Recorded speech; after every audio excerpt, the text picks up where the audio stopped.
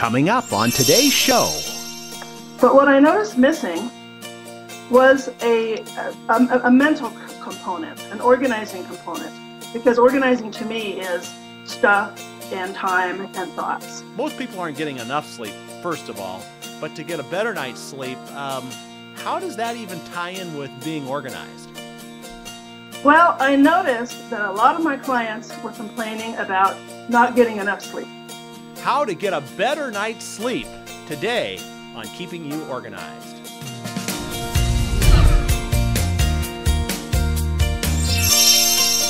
Hello and welcome to Keeping You Organized. Now, this is a show on how to get organized, but today we're going to help you get a better night's sleep. So you might wonder, how do the two of those things tie together? Well, to tell us is Hazel Thornton from orgforlife.com. Hazel, welcome back to Keeping You Organized. Thank you, John. It's lovely to be back. Okay, so we teased the people about getting a better night's sleep. I know a lot of people would just, most people aren't getting enough sleep, first of all, but to get a better night's sleep, how does that even tie in with being organized? Well, I noticed that a lot of my clients were complaining about not getting enough sleep. And, everybody talks about it, and there's all kinds of articles about it. And I myself have suffered from that at times. And so the traditional methods are, go to bed at the same time every night, avoid caffeine before you go to bed. I mean, there's any number of ways to get a better night's sleep. But what I noticed missing was a mental component, an organizing component, because organizing to me is stuff and time and thoughts. And so I have got a few things to say about how mental clutter affects your sleep and what to do about it. Okay, let's say I'm a new client and I might normally be coming to you because I feel overwhelmed and disorganized, but now I might be coming to you because do you think they know they're losing sleep because of their organization, or is that something you have to kind of get out of the client at first? Yeah, they don't know. I have a client who was posting on Facebook about how she wasn't getting any sleep. And so that's kind of how this all came about, was that I was giving her suggestions. I gave her 3 suggestions to help her get a better night's sleep. And she was already an organizing client, but we hadn't addressed this yet. I just saw her complaining about it. I mean, not complaining, but being concerned about it on Facebook. Yeah. I don't know if you have any statistics. Are there any statistics out there that you know of about how many people aren't getting enough sleep? I would bet it would be really high. Yeah, I don't know, but I think it's maybe most of us. Yeah, I think most would be a good statistic, right? Well, what were the 3 tips that you gave her, and how did that help her in her situation? Well, the first thing that I suggested to her was that she check her schedule for the next day, the night before, and do any preparations that were necessary. Some people like to get up in the morning and check their calendar. But for example, I had this podcast this morning, which is unusual for me. And if I had not checked my calendar last night, I might be scrambling to get things done this morning. And if I did realize it at the very last thing last night before I went to bed, then I'd be worried about it all night. Well, and hopefully you weren't going to recommend that people listen to the podcast to get more sleep. We don't want to go down that direction. That's good. Okay. Have to have a little dry humor there. Right. So I think it's really important that you have a time management routine system that works for you, that you can trust. Because if your mind is full of all these things you have to do, and you have no mechanism for capturing the to-do items on a list, and for scheduling them, and for being assured that you're going to be able to get everything done, then you're going to stay up at night worrying about it. So a good time management system, and checking it the night before you go to bed, and figuring out the top few things you have to do the next day, and being prepared for them, will help you get a better night's sleep. Now, is there a particular system that you like to recommend to clients? I know there's a lot of them out there as far as, and I suppose there's even paper and electronic. We go down that thing. But what element of a good time management system would have, check for the next day built right into it? Um, I don't know if there is one that has check for the next day built into it. And actually, the best time management system is the one you use, the one you use consistently. People are on a perpetual search for the perfect time management system, and they always think they're doing it wrong, and they always think there's a better one out there, which makes them not commit to the one they have, and so it doesn't work for them. So there are many electronic systems, there are many paper systems. If you just have a notebook and a piece of paper and a pencil, you can have a good time management system. Okay. Well, let's go back to this client now. You've asked her to check her schedule for the next day, kind of get that off her mind so she's not tossing and turning thinking about that. What other things or suggestions did you give her? Well, the second thing I recommended is that this is going to sound kind of woo-woo, that she practice gratitude. I think it's really important. And when I say practice gratitude, I mean specifically in terms of getting sleep. Here's what I do. When I go to bed at night, I don't even write it down. You could write it down if you want, all the things you're grateful for that day, or 5 good things that happened that day. What I do is I think of them. It's almost a form of bedtime prayer. That I lie there and I think, well, what are the great things that happened today? Or what am I grateful for? And I try to get 10 things, but I'm almost always asleep before I get 10 things. So in a way, it's kind of like counting sheep. Well, and there's probably something about just that positive reinforcement, if anything, gets you to bed or to sleep in a very positive and uplifted way versus, dwelling on what was negative that day.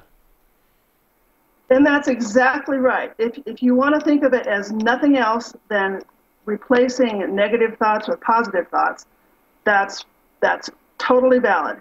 I mentioned already that it's kind of like a form of bedtime prayer. If you are someone who believes in any form, I consider positive affirmations and any form of positive thought to be a version of prayer.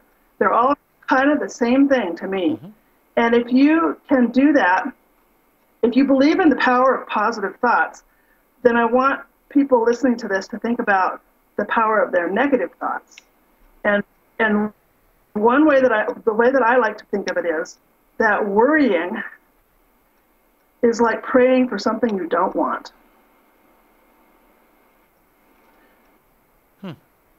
That's good. It's interesting too. There's another proverb that I heard. It says, "Don't let the sun go down on your anger." So it's kind of like, okay, maybe you have to make a call, maybe you have to settle an account with somebody or whatever, but don't go to bed angry because that can affect you too. And I think we're kind of on the same, probably in that same modality there. It's like, can you go to sleep with a positive And mindset? It might just come down to that. That might even be a simpler way than I'm even thinking of it. If you can turn your mindset around, that might take care of everything. Yeah. Well, I've also heard of it, of people will have they'll put soothing music on or something before they go to bed, or something that will just change their, it's kind of like the last thing you read, don't read some, murder mystery necessarily right before you go to bed or something but do something that's more calming or whatever so that your mindset can be in the right frame of mind, I guess, while you're sleeping. Because evidently you must take some of that with you when you go to sleep. Exactly. So if you can foresee what's coming up for you and you're worried about it, but if you can turn your thoughts around and be positive, those are the first 2 steps. Okay. Well, I'll tell you what, we're going to take a quick little break here. And when we come back, we'll get that third step, that third recommendation that you gave to your client on how to get a better night's sleep by being more organized. And we're talking about mental clutter. And we're with Hazel Thornton from orgforlife.com. And we'll be right back. Are you looking to get your office organized but don't know where to start? And what can you really do to keep your office organized? Smead has put together a new ebook to help you answer these exact questions. We've compiled the best tips from professional organizers around the country to help you tackle the most common office organizing challenges. Go to smead.com/office organization and get your free copy today. That's smead.com/office organization. The new organization for the office ebook from Smead, keeping you organized. We are back now on Keeping You Organized, talking about how to get a better night's sleep, and not necessarily by taking a sleeping pill or anything like that, but by doing some things that will help you before you go to bed, being more organized. We're with Hazel Thornton from orgforlife.com. Hazel, where are you at today? Where's your business at? You mean physically? I'm in Albuquerque, New Mexico. Before the break, we were talking about one of your clients who you saw on Facebook who was talking about not getting a great night's sleep and trying to maybe associate some organizing kinds of things. So the first one was check your calendar for the next day and make sure you know what you've got going, right? And then the second one was just trying to have an attitude of gratitude, I guess you could say, some positive thoughts, thinking about that before you go to sleep. So what was the third piece of advice you gave? The third one is basically to take action. And specifically about going to bed, I suggested that she keep a notebook, a little notepad and a pen by her bedside handy. And if you have a bed partner you don't want to disturb, you can have a little light. I used to have a little pen that had a light that was really, I don't have it anymore. I don't need the notebook anymore. But I used to need the notebook by the side of my bed. So my client, she was thinking of things that she had to do, and she was getting up out of bed to go do them. And that's why she wasn't sleeping. I said, no. Write it down and go back to sleep. Think of some more things you're grateful for. You need some sleep in order to get those things done. And but an extension of the notepad is to identify not only the things that are on your mind and the things that you need to do. Sometimes you don't know what to do. You're just worried about something. But if you can identify one step, one thing that you can do towards solving the problem, if it's a problem, or towards getting the project done, if it's a project, then that alleviates mental clutter. We've talked about clutter flowcharts on my previous podcast. I have one here about mental clutter, which, if anyone's listening to this, they can get a free one if they contact me.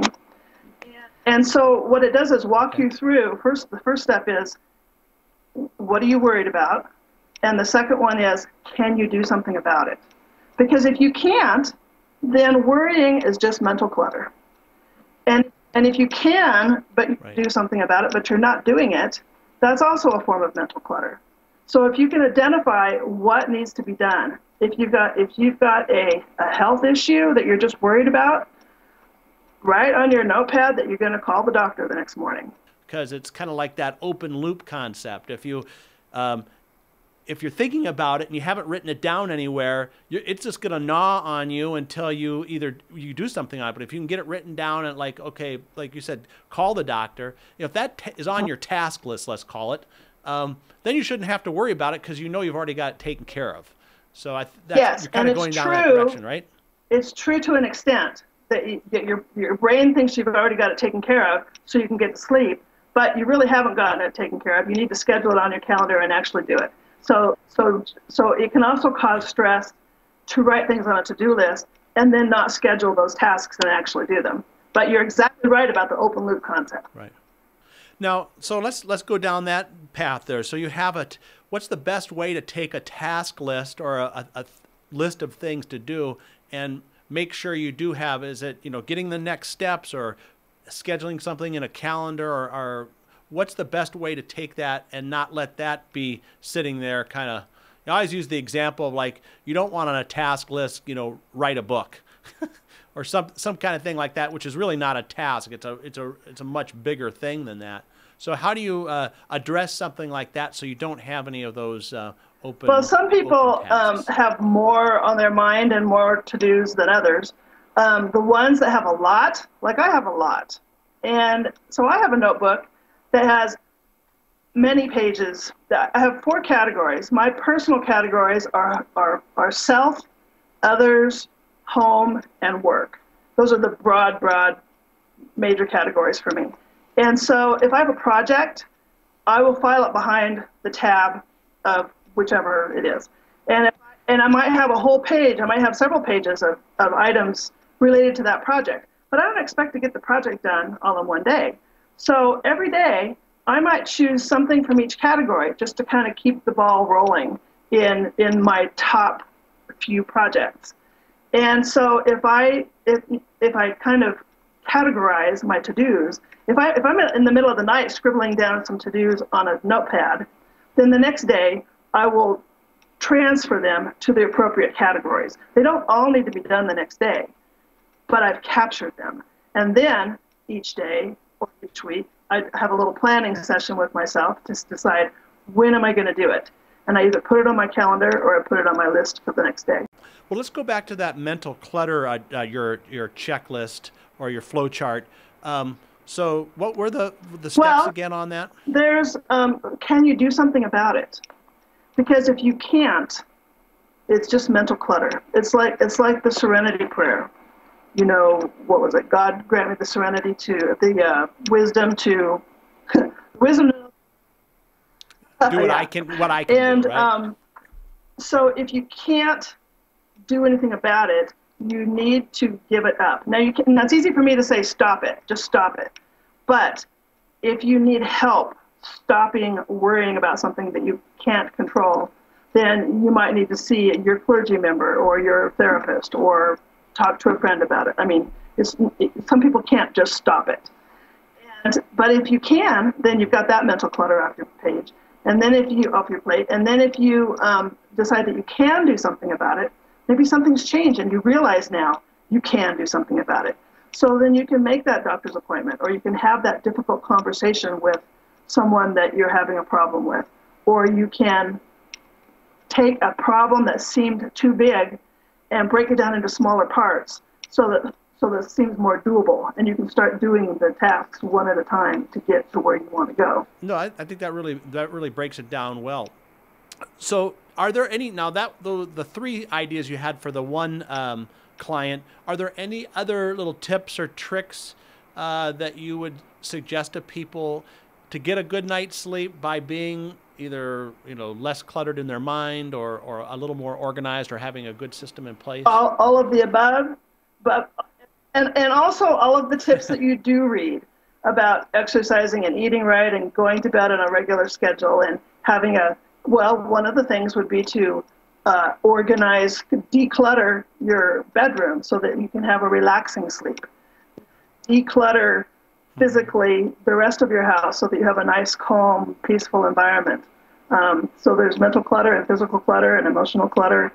And the more clutter you can clear, the better you're going to sleep. Great spoken words. Well, we just got a minute or two left here. Let's talk a little bit about Organize for Life, what kinds of services you provide, how people can get a hold of you, how they can get a hold of that free checklist too. And of course, we'll list this all in the show notes as well. So tell us a little bit about your practice and what kind of clients you work with.